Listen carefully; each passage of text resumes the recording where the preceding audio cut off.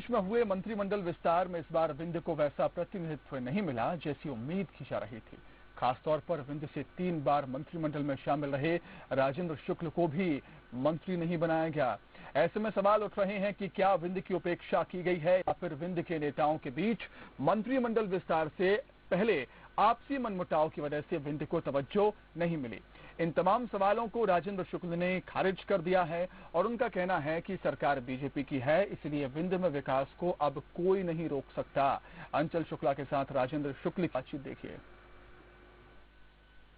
भाजपा के कद्दावर नेता हैं राजेंद्र शुक्ला जी, जो विंध्य से आते हैं, काफी चर्चित चेहरा है। अभी मंत्रिमंडल उसमें इससे अधिक चर्चा इस बात की है कि आखिर विंध्य से राजेंद्र शुक्ला, जिन्होंने विंध्य की अगर हम बात करें तो 30 में से 24 सीटें भाजपा की झोली में डालने का काम किया, कई जिलों के प्रभारी मंत्री रहे, रीवा उनका गृह जिला रहा। 2018 विधानसभा चुनावों के बाद जब मुख्यमंत्री शिवराज सिंह चौहान रीवा आए थे पहली बार, तो रेलवे स्टेशन पर उन्होंने रीवा की धरती को प्रणाम किया था और कहा था कि इस विंध्य ने हमारी झोली भर दी। और उसके बावजूद अब जबकि मंत्रिमंडल विस्तार हुआ, ऐसे में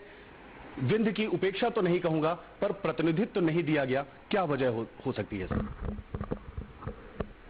देखिए, ये सरकार जिन परिस्थितियों में बनी है उसमें सबको मालूम है कि कांग्रेस की सरकार बनी थी और फिर सिंधिया जी का अपमान हुआ और सिंधिया जी ने कांग्रेस छोड़ के भाजपा में शामिल हुए। और इसलिए जो नए लोग आए उनका सम्मान की रक्षा करना भाजपा का भी कर्तव्य और दायित्व था। भारतीय जनता पार्टी नैतिकता और आदर्श पर चलने वाली पार्टी है, इसलिए सिंधिया जी के जो लोग पहले मंत्री थे उनको भी मंत्री बनाया गया और कुछ और लोगों को भी जो उनकी इच्छा थी उनको भी मंत्री बनाया गया, क्योंकि उन लोगों ने तो विधायकी से भी इस्तीफा दे दिया था और मंत्री पद से भी इस्तीफा दे दिया था। और प्रदेश की आवश्यकता थी कि गैर जिम्मेदार सरकार को हटाना प्रदेश की आवश्यकता बन गई थी। जनता में हाहाकार मचा हुआ था, भ्रष्टाचार चरम सीमा पर पहुंच गया था, विकास के कार्य पूरी तरह से ठप हो गए थे और चारों ओर एक बड़ी अनिश्चितता का माहौल था। वैसे भारतीय जनता पार्टी ने राजनीतिक धर्म का अपने पालन किया और सिंधिया जी यदि कांग्रेस से अलग हुए तो उनके को अपने साथ जोड़ा, क्योंकि प्रदेश के विकास और तरक्की का और प्रदेश के भविष्य का सवाल था। यदि एक बार गाड़ी पटरी से उतर जाती है तो फिर उसको पटरी पे ले जाना बहुत मुश्किल होता है यदि तत्काल उसमें सुधार नहीं होता। इस बात से कोई इनकार नहीं कर सकता कि 15 वर्षों के भारतीय जनता पार्टी के सुशासन के कारण मध्य प्रदेश की गिनती जो किसी जमाने में बीमारू राज्य के श्रेणी में होती थी, उसको शिवराज सिंह चौहान जी ने विकासशील राज्यों की श्रेणी में नंबर 1 के स्थान पर पहुंचा दिया था। और लोग कहते थे कि यदि इसी प्रकार से सुशासन की गाड़ी चलती रहेगी तो एक दिन मध्य प्रदेश हिंदुस्तान के विकसित राज्यों में मध्य प्रदेश शामिल हो जाएगा। इसलिए सिंधिया जी का कांग्रेस से दूर जाना, भारतीय जनता पार्टी ने उनको अपने साथ जोड़ने में देरी नहीं की, जिससे कि कुशासन समाप्त हो और सुशासन की स्थापना हो। और इसलिए राजनीतिक धर्म का पालन किया और उसके कारण जो लोग आए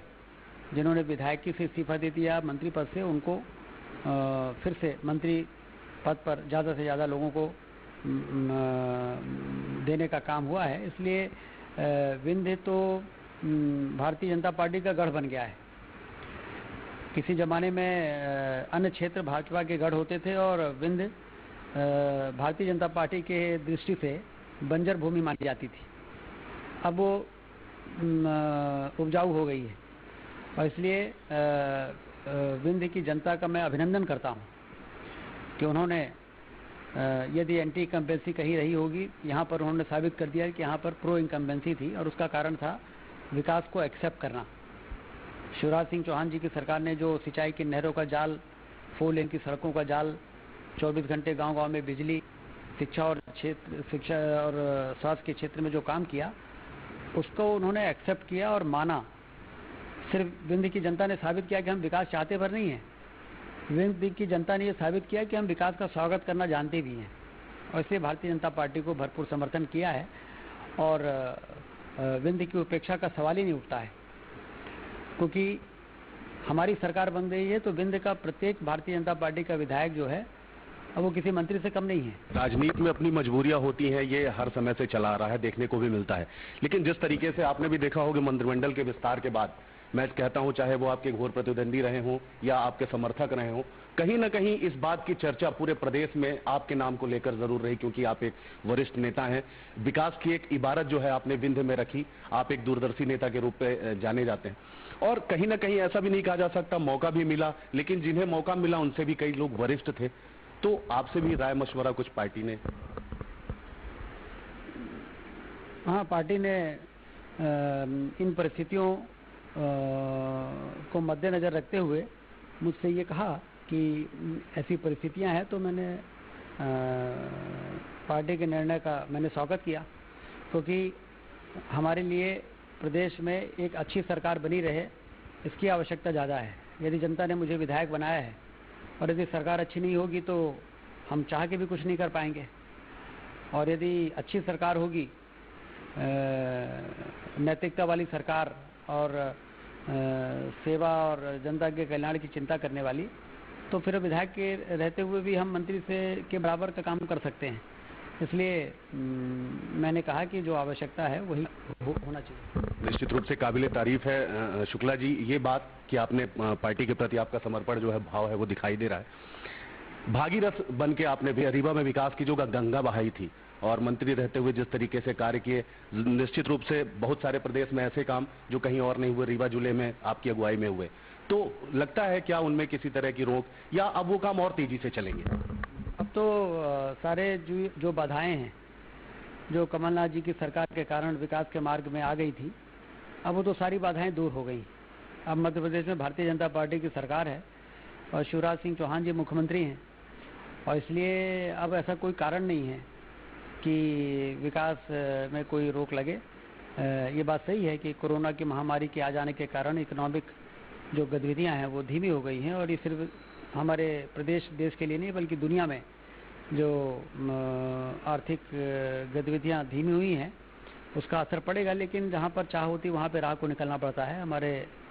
मुख्यमंत्री मजबूत इच्छा शक्ति के व्यक्ति हैं और दिन रात परिश्रम करने वाले व्यक्ति हैं, वही उनकी पूंजी भी है। तो हम लोग इस को पार करेंगे और विकास की गाड़ी को पूरी रफ्तार से दौड़ाने का काम आने वाले दिनों में करने में हम लोग सफल होंगे। अभी भी मंत्रिमंडल में एक पद खाली है, और इसके साथ ही विधानसभा अध्यक्ष, उपाध्यक्ष के सहित के अलावा भी बहुत सारे पद हैं। अभी किस तरीके से विंध्य अभी भी टकटकी लगाए हुआ है, उसे ये आस है कि अभी विंध्य को कहीं ना कहीं तवज्जो दी जाएगी, या फिर उपचुनाव के बाद तक इंतजार करना पड़ेगा? देखिए, विंध्य की उपेक्षा नहीं हो सकती है, और भारतीय जनता पार्टी बहुत सोच समझ के निर्णय लेने वाली पार्टी है। यहाँ पर कुछ लोग सिर्फ इसी बात अपना घर परिवार भी नहीं जिन्होंने बसाया, सिर्फ एक मिशन के लिए काम कर रहे हैं भारतीय जनता पार्टी में कि बेहतर से बेहतर कैसे किया जा सकता है। तो इसलिए हम लोगों को ये भरोसा रखना चाहिए कि जनादेश का किसी भी प्रकार से अपमान नहीं होगा, और जनता ने यदि भारतीय जनता पार्टी को पूरी तरीके से अपना आशीर्वाद दिया है तो भारतीय जनता पार्टी भी इस क्षेत्र की तरक्की के लिए और प्रतिनिधित्व के लिए कहीं कोई कसर नहीं छोड़ेगी। आखिरी सवाल विंध्य में, चूंकि आपसी सामंजस्य जो विधायकों पर ऐसा भी पक्षारोप लगाती रही कि आपसी सामंजस्य की कमी है, ऐसा कुछ क्या आप मानते हैं किसी तरह का कोई मतभेद या मनभेद? नहीं, इस प्रकार की कोई स्थिति नहीं थी। हम लोगों के बीच में तालमेल पूरी तरीके से है। राज्यसभा के चुनाव के पहले तो हम सब रीवा संभाग के विधायक ने बैठ के एक साथ भोजन ही किया, और ये बात सही है कि मीडिया ने, खासतौर से भोपाल के मीडिया ने इस बात को बहुत बतंगड़ बना के और प्रचारित किया, जैसे विंध्य में कोई बहुत बड़ा विरोध है, विद्रोह है, और अपनी अपनी पता नहीं, मुझे मालूम नहीं, लेकिन शायद ये गलतफहमी होगी लोगों को कि इससे हमारी टीआरपी बढ़ती है और इससे हम ज़्यादा नेगेटिव न्यूज़ छापेंगे तो ज़्यादा लोग पढ़ेंगे। तो इस प्रकार से वातावरण को जरूर फैलाने की कोशिश हुई है, उससे हमारे विंध्य ने जो 30 में 24 सीटें जीत के जो प्रतिष्ठा स्थापित की थी, उसमें कहीं ना कहीं कुछ धक्का जरूर लगा है, लेकिन आने वाले समय में हम उसको रिकवर कर लेंगे और फिर से जो वास्तविक विंध्य की स्थिति है उसको स्थापित करेंगे। सबसे महत्वपूर्ण बात अगर हम कहें कि अपने समर्थकों को, आपके जो कार्यकर्ता हैं, कल जिस तरीके से सड़कों पर उमड़ के लोग, इससे पहले भी हमने देखा है जब आप मंत्री बन के आते थे तो इस तरह का स्वागत होता था, कल जिस तरीके से जनता ने आपका स्वागत किया, आप अपने समर्थकों को, अपने शुभचिंतकों को क्या संदेश देना चाहेंगे? नहीं, मैंने कल भी कहा और यही आपके माध्यम से भी मैं यही संदेश देना चाहता हूँ कि लोगों ने, विंध्य के लोगों ने जो विकास देखा है, जो पहले जिसकी कल्पना तो करते थे लेकिन कभी वो साकार होगा, उस दिशा में काम करते हुए कभी जनप्रतिनिधियों को विंध्य की जनता ने देखा नहीं और उससे बड़ी निराशा का एक वातावरण विंध्य में था और लोगों का सोचना था कि कोई भी पार्टी आएगी काम नहीं होगा, एक नागनाथ हैं तो दूसरे सांपनाथ हैं, इस प्रकार से विचारधारा यहाँ पर बन गई थी। लेकिन भारतीय जनता पार्टी के कार्यों को देख के लोगों को लगा कि नहीं, विधायक और सांसद चाहें तो वो सारे काम कर सकते हैं जिसकी हम लोग को अपेक्षा है विकास की दिशा में, क्योंकि लोगों ने सिंचाई की नहरें न सिर्फ बांध को पूरा होते हुए देखा बल्कि सिंचाई की नहरों में पानी बहते हुए देखा, 24 घंटे बिजली जलते हुए देखा, 4 लेन की सड़कों, जब दिल्ली से हम लोग चंडीगढ़ और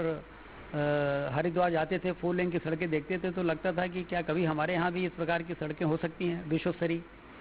लेकिन उसको बनते हुए लोगों ने देखा। तो इसलिए लोगों को भरोसा हो गया कि भारतीय जनता पार्टी काम करने वाली पार्टी है, विकास को धरती पर उतार देने वाली पार्टी है और असंभव को भी संभव कर देने वाली पार्टी है। और इसलिए जब भरोसा हो गया तो फिर उन्होंने विंध्य को जो अन्य मुद्दों पे उलझा के रखा गया था वर्षों से, जातिवाद, लोग कहते थे विंध्य में तो बहुत वहाँ जातिवाद के आधार पर वोट पड़ते हैं, लेकिन इस बार विंध्य की जनता ने दिखा दिया कि हम जाति के आधार पर वोट नहीं देते, हम विकास के आधार पर वोट देने का काम हम करते हैं। क्योंकि लोगों को ये लगा कि यदि इस बार मंत्री नहीं बने हैं तो शायद विकास बंद हो जाएगा। तो मैंने उनसे कहा कि विकास के लिए पद की आवश्यकता नहीं होती, इच्छा शक्ति की आवश्यकता होती है। तो आप बिल्कुल चिंता न करें, आप लोगों का साथ है, इसलिए मेरा मनोबल ऊंचा है और यदि मेरा मनोबल ऊंचा है तो विकास की गंगा को बहने से कोई ताकत रोक नहीं पाएगी, क्योंकि मध्य प्रदेश में भारतीय जनता पार्टी की सरकार है और शिवराज सिंह जी मुख्यमंत्री हैं। तो ये थे राजेंद्र शुक्ला जी, भाजपा के कद्दावर नेता हैं, विंध्य के लाडले नेता हैं, विकास पुरुष के नाम से नवाजे जाते हैं, जाने जाते हैं, पहचाने जानते हैं। सफेद शेर जो कि यहाँ की पहचान रही है, उसे फिर से इस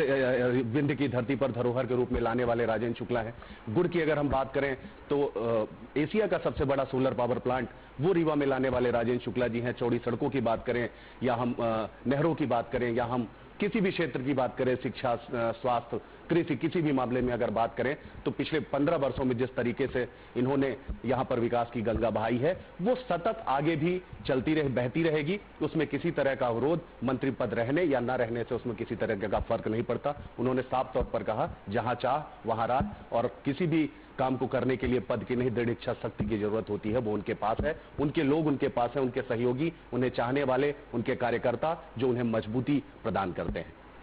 कैमरा पर्सन आशुतोष चंदेल के साथ अंचल शुक्ला, बंसल न्यूज रीवा। हमारे खास